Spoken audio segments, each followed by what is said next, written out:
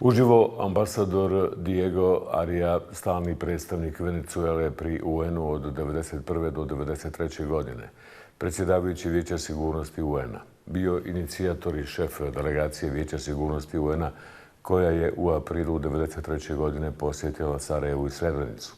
U svom izvještaju zatečenu situaciju opisuje kao usporeni genocid, istaknuvši da su žrtve muslimani Podrinja.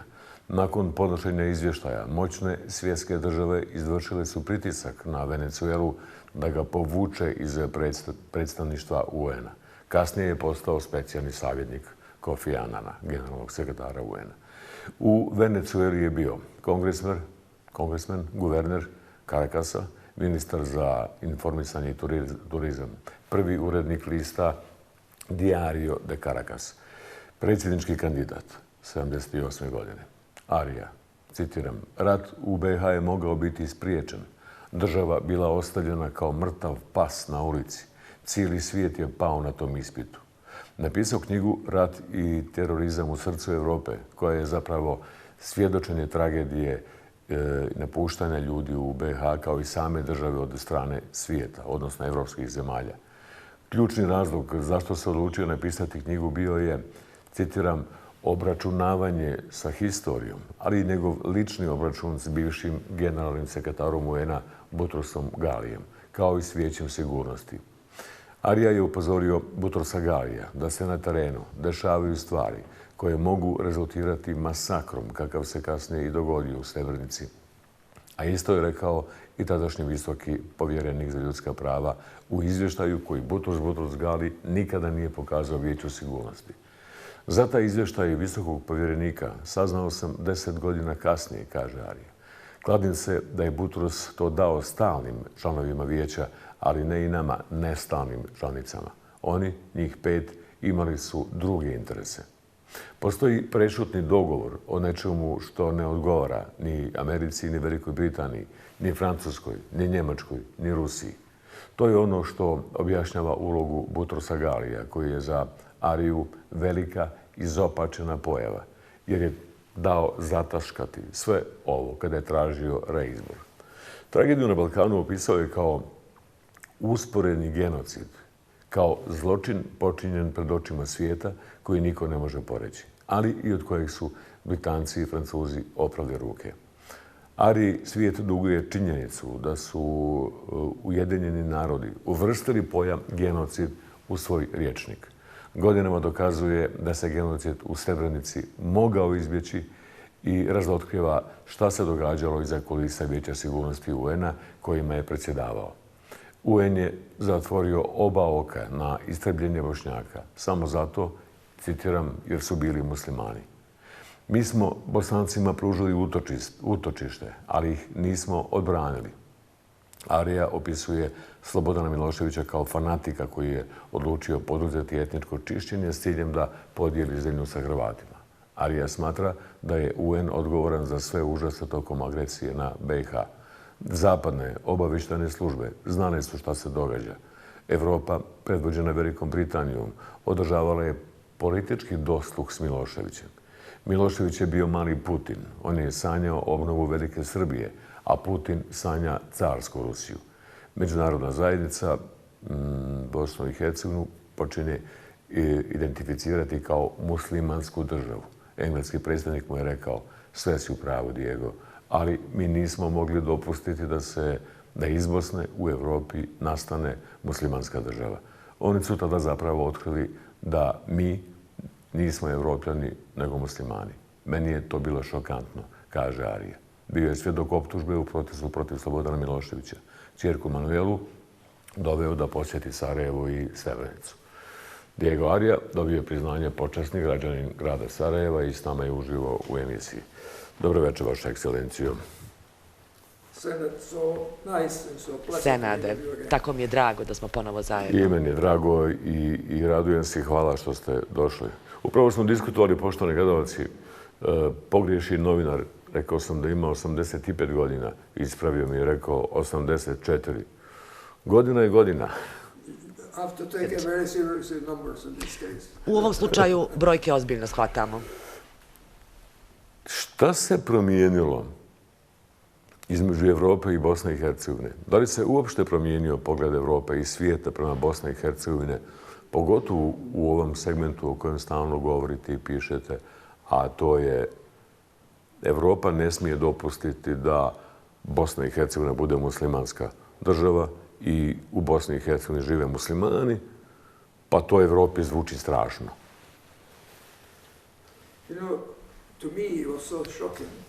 Meni je tako šokantno bilo zamisliti uopšte da će ljudi reći ne muslimanska država u srcu Evrope, ali ovo je možda najmultietničkiji grad u Evropi.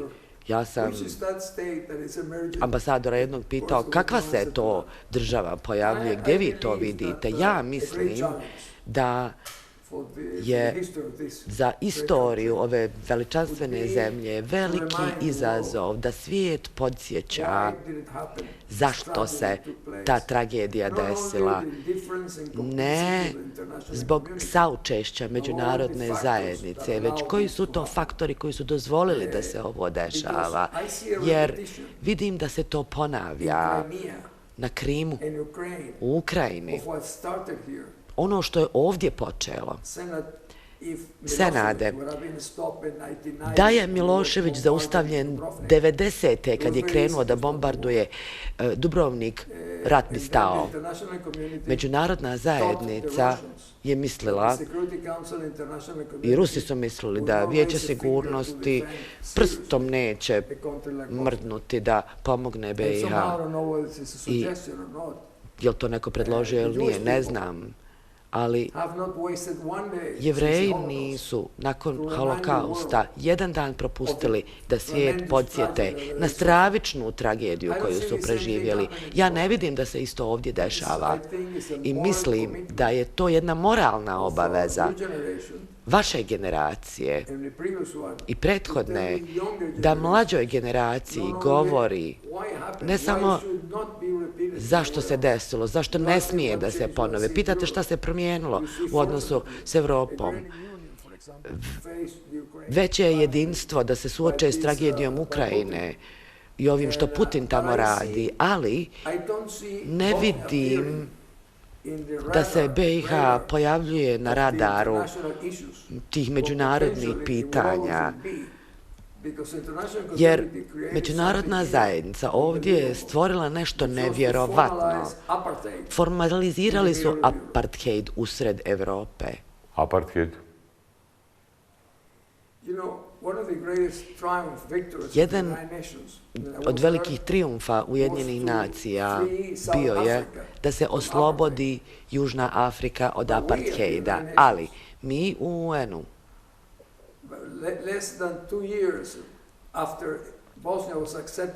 dvije godine nakon što je BiH ušla u Ujedinjene nacije kao članica, međunarodna zajednica je počela da dijeli tu zemlju na 3 dijela. Pa Bošnjaci, pa Hrvati, pa Srbi. Što znači 2/3 najnovije članice UN-a se uzima. A stvara se sistem koji čini skoro nemogućim da zemlja bude uspješna. Politički, ekonomski, socijalno. To je Dejtonski sporazum, da se stave lanci na sve inicijative bosanskog naroda. To je moje lično mišljenje. To ste, kao da ste naslučivali sljedeće pitanje. I logično je.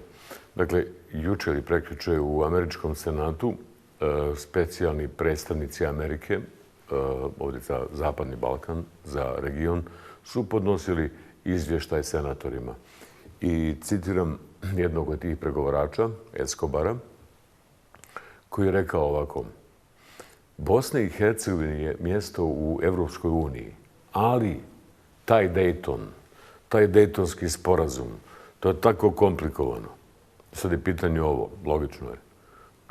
Ako Amerikanci znaju da je Dejtonski sporazum, dakle i njihov sporazum, tako komplikovan, tako poguban za funkcionalnost države Bosne i Hercegovine, zašto ga pobogu drže na papiru? a u praksi je još užasniji. Zašto se ne resetuje? Zašto se ne izmijeni Dejtonski sporazum? Zašto se ne napravi, da tako kaže, neki new deal, neki novi dogovor?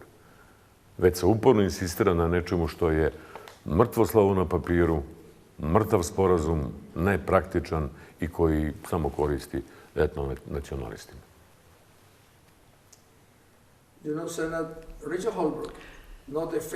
Richard Holbrooke, koji meni baš nije omiljeni diplomata, on je uobličio Dejtonski sporazum i on je rekao ovo treba revidirati maksimalno za 10 godina, a nikad se nije revidirao, već ga konsolidiraju neprestano, kao da hoće da drže BiH potopljenu, da je drže negdje na dnu, pa neće biti problema na Balkanu, a imaju negdje na horizontu i Kosovo, ali u slučaju BiH, koja je najveća žrtva ove tragedije, imate dojam da hoće jednostavno da gurnu u stranu. Nemojte dizati temperaturu, bolje je da se ostavi taj sporazum kakav je, ali to znači osuđivanje naroda ove zemlje na stalnu muku i borbu. Vidite da mladi stalno odlaze, traže bolje horizonte.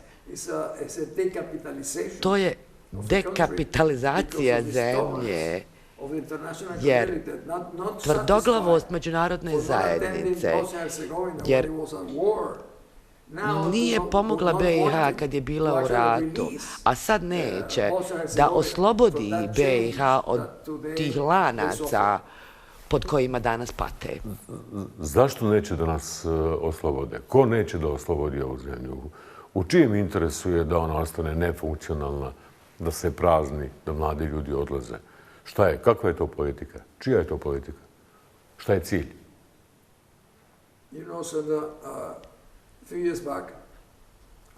Prije par godina sam u Los Angeles Timesu objavio tekst Mržnja prema Crnoj Bosni. Latinoamerikanci, i njima mržnja ne znači ništa. Mi smo među najsiromašnijima.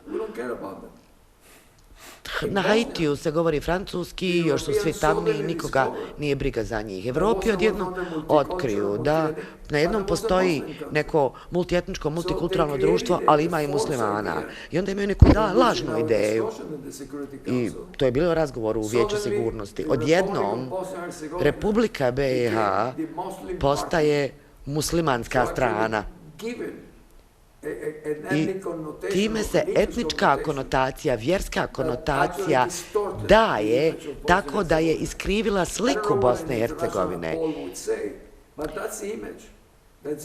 To je slika koju su stvarali, da to nije multietnička, multikulturalna zemlja, jedno slobodno društvo, već slika koju međunarodna zajednica time stvara je apartheid. Ja stvarno to mislim. To je apartheid. Vi ste u Sarajevu, imate Republiku Srpsku, što je jedna najveća u stvari od svih grešaka koje su napravljene, da je ime naroda se daje dijelu zemlje, ime naroda koji je velikim dijelom odgovoran za masakre. S tim ste danas suočeni. Ja ne vidim nikakav naročit značaj da se pridaje slučaju BiH. Negdje, znate, u stranu gurnut, negdje u zamrzivač. Skroz u zamrzivač gurnuto s pitanjem. Odgovor je vrlo pesimističan. Kao ima li nade za Bosnu? Može li se nešto promijeniti? Ko može da promijeni? Možda domaći političari, možda neka domaća akcija.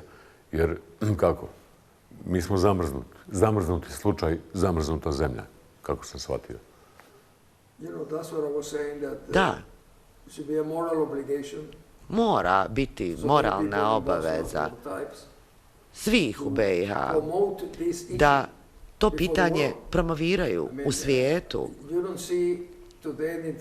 Danas u međunarodnim medijima ne vidite da iko spominje Dayton. Dayton je bio rješenje da se rat zaustavi, ali uz veliku cijenu.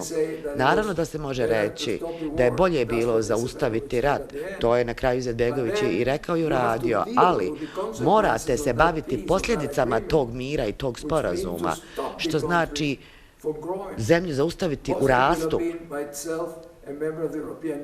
BiH bi bila dosad članica Evropske unije, bila bi prosperitetna, jer imate ljude za to. Ljudi ne samo da su hrabri, odvažni, već i kreativni.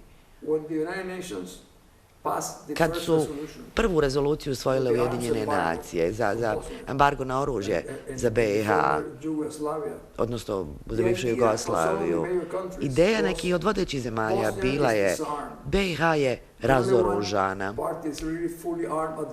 a Srbi su jedini bili naoružani, donekle Hrvati, tako da će rat vrlo kratko trajati. BiH je trebala samo da se prevali i preda, padne. I kakvo iznenađenje? Kreativnošću, hrabrošću, inventivnošću. Bosanci su se do određene tačke branili, ali da im Dayton nije na kraju nametnut. Bosanci u saradnju s Hrvatima bi porazili Srbe da nije bilo Daytona. O tome treba razmisliti. Zašto se toliko na jednom guralo? Jer plašili su se da će na kraju potencijalne žrtve više ne bi bile žrtve, nego bi bili pobjednici. I to u imaginaciji bio bi trijumf muslimana za neke. To ne bi oni vidjeli kao trijumf zemlje članice Ujedinjenih nacija Republike Bosne i Hercegovine. Mi ovdje imamo u stvari privid da velike sile, Amerika, Evropska unija, Njemačka, Francuska, Velika Britanija, rade nešto ovdje. To sigurno znate. Imamo više evropskih međunarodnih specijalnih izaslanika, nego specijalaca, da tako kažem, nego za Bosnu i Hercegovinu, nego što imamo u samoj Bosni i Hercegovini specijalaca za Bosnu i Hercegovinu. Dakle, imamo visokog predstavnika Schmidta, imamo predstavnike specijalne Amerike, nekoliko, pa se smjenjuju stalno, pa Velike Britanije, pa Njemačke, pa ne znam više koga imamo, Evropske unije i tako dalje.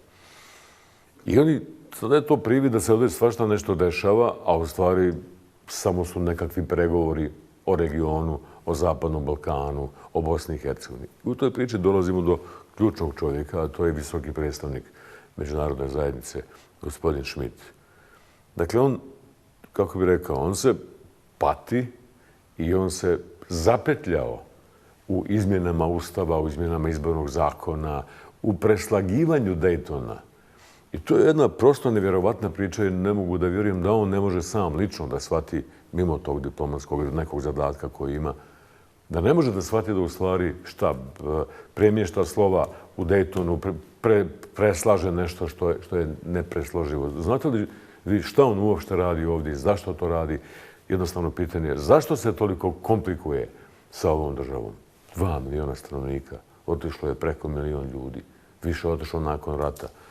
Čemu tolika diplomatska aktivnost, diplomatske akcije, izmjene Ustava, izmjene izbornog zakona, biranje delegata? Šta je sad tu smisao? Šta je tu cilj?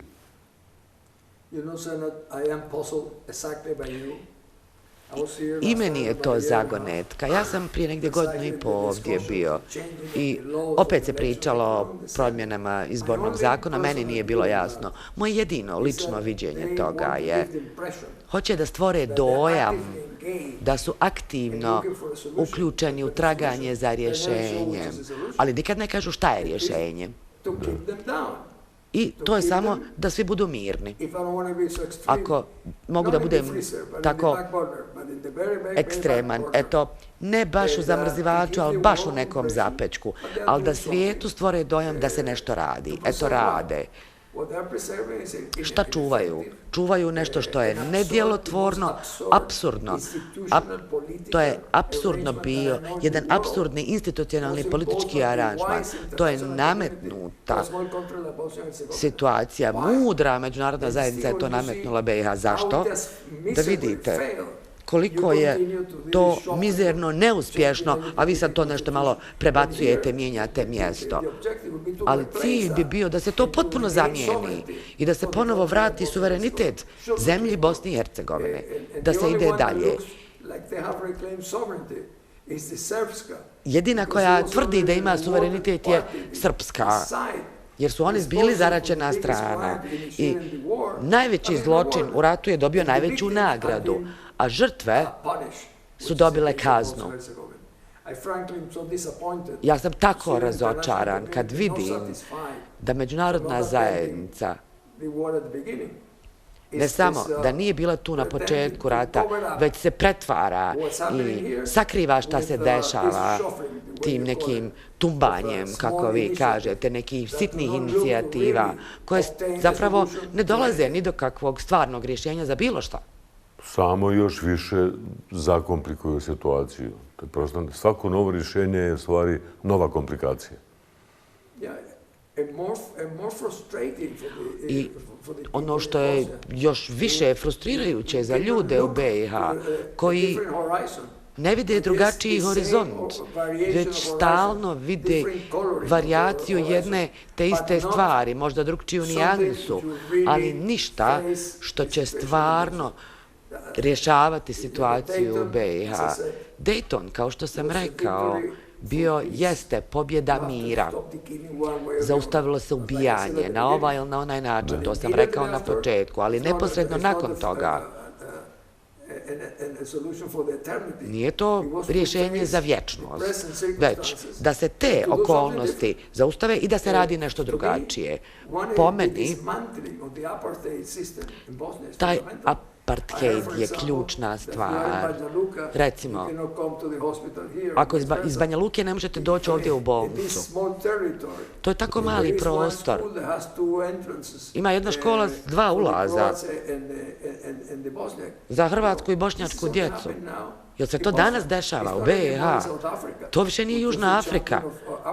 To je apartheid, ali u Južnoj Africi UN nije stvorio apartheid, a ovdje je međunarodna zajednica to instalirala, posvetila, potvrdila apartheid kao sistem usred Evrope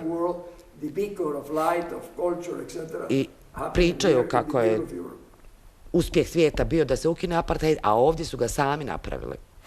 Zapanjujuće je da zapadni svijet vidi šta su ciljevi susjednih država, dakle Srbije i Hrvatske, sada se u priču uključuje i Albanija, vidi šta je cilj, a cilj je da u miru se ostvare politički ciljevi susjednih zemalja i to oni ciljevi koji nisu mogli biti ostvareni u ratu, znači ni progonom, ni ubijanjem.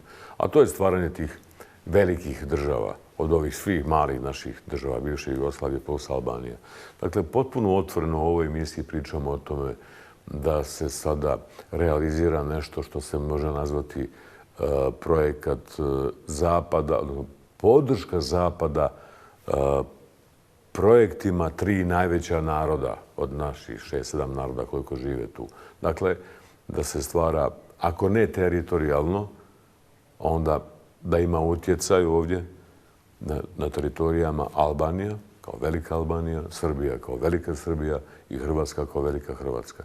Zapanjujuće je da to zaista ulazi u priču kao blago rečeno zona utjecaja. Da Srbija, njena zona bude entitet RS, da Albaniji, toj velikoj, bude zona utjecaja Kosovo ili veći dio Kosova i da Hrvatskoj bude zona utjecaja Hercegovine ili dio Bosne i Hercegovine.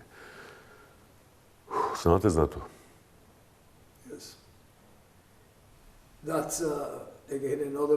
To je još jedna zagonetka, ali i još složeniji izazov jer će to biti priznanje teritorije po etnoreligijskom identitetu. Ne može se zaboraviti da je Republika Bosna i Hercegovina članica Ujedinjenih nacija. Srpska nije članica UN-a. Federacija nije članica UN-a. Prema tome, to ima vrijednost. 22. smo govorili o BiH i ja sam rekao, BiH kao članica Generalne skupštine jeste tu. To mora da ima vrijednost, jer ja mislim da vjerovatno sad ulazim u teritoriji gdje ne bi trebao kročiti, ali se ja toliko blisko osjećam ovaj dio svijeta da nikad nisam imao strah da iskažem tačno šta mislim o situaciji ovdje. Da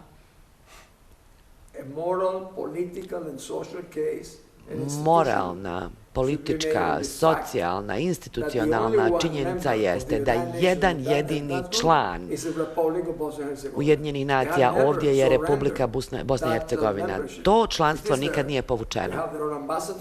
Ima ambasador, sad je to ambasador Al-Kalaj koji će uskoro u Washington, ali to je članica UN-a. Ostali, Federacija i RS, oni nisu članice UN-a. To mora imati vrijednost čak i za Ujedinjene nacije. Jedno pitanje dođe onako više kao uzgred kada govorimo o muslimanima u Evropi. Ne vjerujem da sad, nažalost, živi u Bosni i Hercegovini više od 1,5 milijuna Bošnjaka muslimana. Odselilo se. Čitava država možda 2.300.000. Tako smo pali. Ali recimo 1,5 milijuna muslimana Bošnjaka u Bosni i Hercegovini. Kako? Zašto Evropi smeta tih 1,5 milijuna muslimana Bošnjaka u Bosni i Hercegovini, a ne smeta im, sad ne znam koliko ih ima, 3-4 milijuna muslimana u Albaniji i na Kosovu? Kako je Albaniji, tako otvorena su vrata NATO-a, odavno je u pristupnim pregovorima sa Evropskom unijom, a i tamo žive u obje zemlje, u Albaniji i na Kosovu žive muslimani. Zašto im ti muslimani albanski ne smetaju, a bosanski muslimani smetaju? Ste razmišljali o tom ikada? Nisam se nadal. Sad kad to spominjete, ovo su miroljubivi muslimani. Kad sam bio u Vijeću sigurnosti, imali smo 2 muslimanske zemlje pod sankcijama u istoriji UN-a. Irak, zbog invazije na Kuvajt, ispravno, i Gaddafijeva Libija, kad su oborili Panamerikanov avion. To su jedine 2 zemlje pod sankcijama, 2 muslimanske zemlje. Onda, kad je pod napadom muslimanska zemlja BiH, šaljemo im lijekove, brašno, deke, hranu. Ne šaljemo im ljude da zaustave one koji vrše invaziju, da uklone one koji vrše invaziju. Sad zamislite reakciju. Najradikalniji muslimani u svijetu kažu, pazite sad, nama su rekli, idu sankcije protiv muslimanske zemlje, ali kad je ta zemlja napadnuta, u slučaju BiH, daju jednu vojnu grupu koja se zove UNPROFOR. Pazite, to su zaštitne snage Ujedinjenih nacija koje nikog nisu zaštitile. Nisu mogle da zaštite kamione koji su vozili hranu i lijekove, ali grandiozno ime su imali. I ja mislim da je to ono što je potaklo vladu ovdje da povjeruje da će im međunarodna zajednica pomoći na osnovu povelje Ujedinjenih nacija. Kad jedna zemlja izvrši invaziju na drugu, onda se mora reagovati i tu zemlju zaštititi. Ovdje ne. Ne. Mi dajemo samo dekice i pomaću i tu fikciju da ćemo nekoga zaštititi. A samo im pomažemo. Jer u određenom smislu postoji saučesništvo. Ja sam rekao najveće u stvari prikrivanje je u svijetu ikad počinjeno je tragedija ove zemlje. Toliko stvari koje nismo znali. Recimo, ja sam dugo bio poštovatelj generala Sefera Halilovića. Vidio sam šta je radio i nije predavao oružje, radio je svoj posao, nije ni Ujedinjenim nacijama predavao oružje. I kad je krenula demilitarizacija enklave, može se to demilitarizirati, ništa drugo. I jedan patriota koji je osiguravao da se zna njegova pozicija, da odluka koja je donesena, tu odluku nije donosio Halilović, već predsjednik Izetbegović, koji je Haliloviću naređivao. Halilović je pristajao, ako se nije slagao, govorio je to predsjedniku, ali nije bilo jednostranog djelovanja. To su stvari koje se ja jako dobro sjećam i danas se na to podsjećam kroz ovaj razgovor. To mi je palo na pamet. Toliko odgovornosti postoji, toliko stvari koje još uvijek ne znamo, koliko ljudi i koliko ekstremno su dotaknuti ovom situacijom. Ljudi koji su radili nevjerovatne stvari, ne samo u međunarodnoj zajednici, već i u ovoj zemlji. Vi ste bili, to ste suštinski, ali bili ste i formalno prvi diplomata svijeta, tako da kažem, na čelu UN-a. Jedna nestvarna diplomatska karijera, jedna nestvarna biografija, tako jedan od najvećih diplomata planete. Imate nevjerovatno iskustvo. I naš ste u smislu Bosne i Hercegovine, ali da je Bog da ste naši to. Šta biste uradili da ste bosanski diplomat? Ili šta biste sada sa tim iskustvom preporučili? Imamo neke nove vlasti, nešto se ipak promijenilo, ali i snažnu opoziciju imamo. Šta bi trebalo da urade odavde prema svijetu, da malo taj svijet podsjete da mi postojimo i da su nas ostavili u tom frižideru, zamrzivaču ili u tom zapećku? Šta bi trebalo uraditi odavde prema svijetu? Jer previše čekamo da svijet i predugo svijet nešto prema nama. I što uradi, sve je lošije i lošije.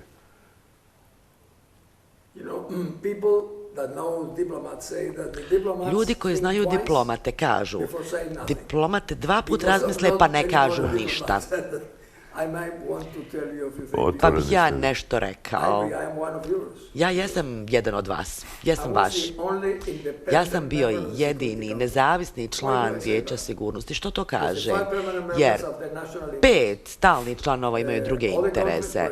Druge zemlje, recimo Pakistan je bio s nama. Pakistan imao svoje probleme, Maroko svoje. Moja zemlja nije imala nikakvog drugog interesa osim povelje Ujedinjenih nacija i odbrane ljudskih prava. I u ovoj grupi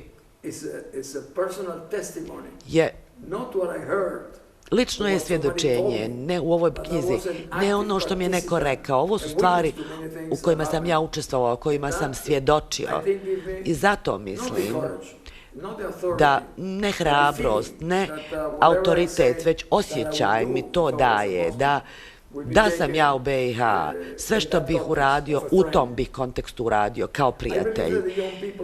Mislim da mladi ovdje moraju biti hrabriji, da razmisle kakvu zemlju hoće. Ne samo šta se dešavalo, već kakva zemlja treba da bude. Zašto im se još uvijek nameću ograničenja, jer ono što imate, to bogatstvo, prije nego što ga izgubite, ti mladi moraju se ohrabriti. Novo prosvjetljenje, nove ideje koje će navesti međunarodnu zajednicu da shvati ne samo sadašnjost, već i budućnost Republike koja jeste članica UN-a je izložena riziku ako ne promijenite. Ne da mijenjate Dayton, već da ga zamijenite potpuno. Ne da imate neku šminku. Znate, kad dođete u studio pa vam stave nešto da vas malo promijene. Ne šminka, potpuna zamjena. Da se prizna suverenitet jedine članice Ujedinjenih nacija, Republike Bosne i Hercegovine, međunarodno priznate kao takve. I onda ide ostatak, problem je međunarodne zajednice. Oni su Republici Srpskoj dali ime one strane gdje je bila odgovornost za zločine. To je monumentalni zločin prema budućnosti. Ali, rekao sam na početku, pobjednici bi bili, a kažnjeni su, a oni koji nisu trebali ništa dobiti, dobili su nagradu. Predsjednik Izetbegović bio je pod pritiskom u Daytonu da pristane na to, jer su Amerikanci ucjenjivali da će otići s konferencije. Ja razumijem, nisu se svi s tim slagali. To je strašna odluka bila, ne znam šta bih ja uradio na njegovom mjestu, ali razumijem način razmišljanja da se nastavi ubijanje, a u isto vrijeme trebao je znati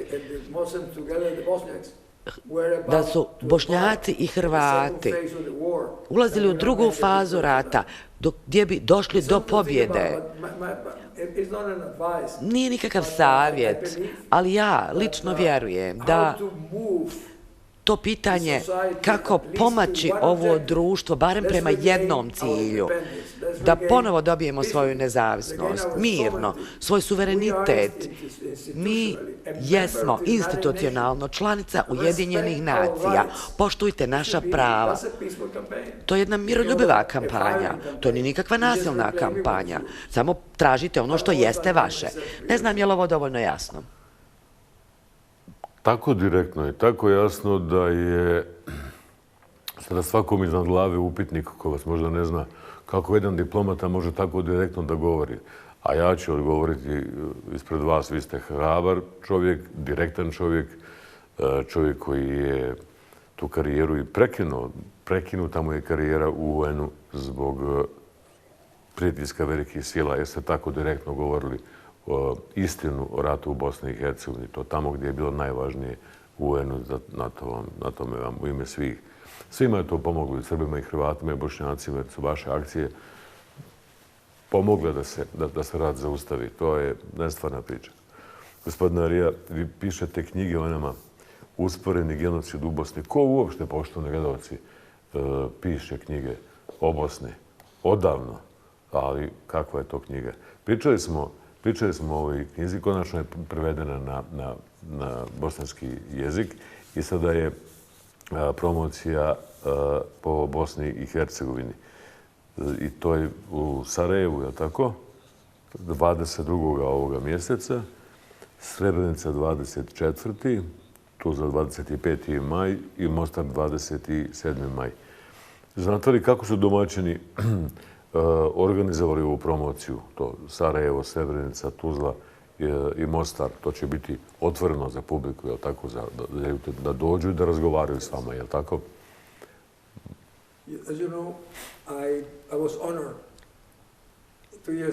Prije 2 godine mi je ukazana čast, postao sam počasni građanin Sarajeva. To je meni jedna od najvećih počasti koje sam u životu dobio. I Senade, hoću da vam kažem,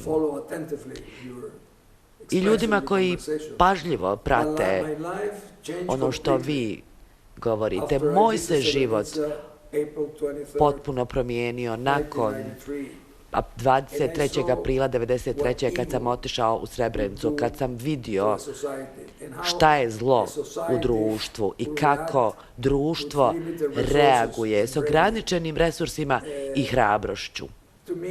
Meni ovo nije bilo nešto usputno. Rej Sulema me prije godinu i popitao što za Srebrenicu kažete da se usporeni genocid dešava. Ja kažem, vjerovatno zato što ja nisam nikad prije toga rekao riječ genocid, ali je to tako strašno, ono što sam vidio. Da jedino što mi je padalo na pamet je genocid. To je riječ koju Ujedinjene nacije nisu htjele da koriste, jer bi ih to natjeralo da djeluju. I zato ja kažem, to je najveće prikrivanje u istoriji UN-a. Meni BiH je primjer ohrabrenja ljudima u raznim dijelovima svijeta i da bi ljudi bolje upoznali istoriju ovog naroda. Stalni članovi Vijeća sigurnosti, ljudi su mislili da je BiH neki Titov izum, da je nema. Pazite, ovo je zemlja sa 1000 godina istorije. To je bio nivo znanja kod stalnih članova Vijeća sigurnosti. I onda su ljudi otkrivali istoriju naroda u ovom dijelu svijeta. Da su to bolje poznavali, onda bi pokazali i više poštovanja, možda bi više podrške dali. Zahvaljujući vama, i to su saznali barem 1000 godina historije službene Banovine i Kraljevine Bosne i Hercegovine. Dakle, poštovani gledaoci, još jednom promocija knjige je u Sarajevu 22. maja, u Srebrenici 24. maja, u Tuzli 25. maja. Dakle, najtužniji dan u historiji Tuzle, znate o čemu govorim, 25. maj, i Mostar 27. maj. Možete doći i razgovarati sa njegovom ekscelencijom, čak bih rekao iz emocije i njegovim visočanstvom, gospodinom Marijom. Veliko vam hvala za sve što ste uradili za ovu zemlju. Oni koji ne razumiju i trebalo da razumiju da je to u korist svih naroda i svih građana što ste radili. Zaustaviti rat. Svima je to pomoglo. Zašto ste to uradili? Moja je ideja bila, ne možete spašavati samo Srbe, samo Hrvate. Pazite, imali ste Miloševića, imali ste Karadžića, imali ste Mladića. To su ti pojedinci. Nisu oni predstavnici, oni su bili zapravo izdajnici Srba jer su ih oklevetali i sramotu na njih navukli, na ljude koji zato nisu bili odgovorni. I posljednji komentar, spominjao sam to, predsjednik Izetbegović, jednom kad je bio u New Yorku, došao je kod mene i kaže, ambasador Arija, došao sam da vam se zahvalim, vama i vašoj zemlji, za ovo što radite za nas. Ja mu kažem, gospodine predsjedniče, dozvolite da vas prekinem. Nisam ja musliman, ja sam katolik. I da vam kažem, da ste vi ovo činili Srbima, ja bih bio protiv vas. Isto onako kao što sam protiv onih koji vas napadaju. Samo sam to htio da kažem. Normalno. Hvala vam za sve. Ostanite s nama, poštovani gledalci, CD za par minutica. Čuli ste promocije knjige. Još jednom, ako hoćete, Sarajevo 22. Srebrenica 24. Tuzla 25. Mostar 27. On je zaista naš prijatelj. On je zaista naš.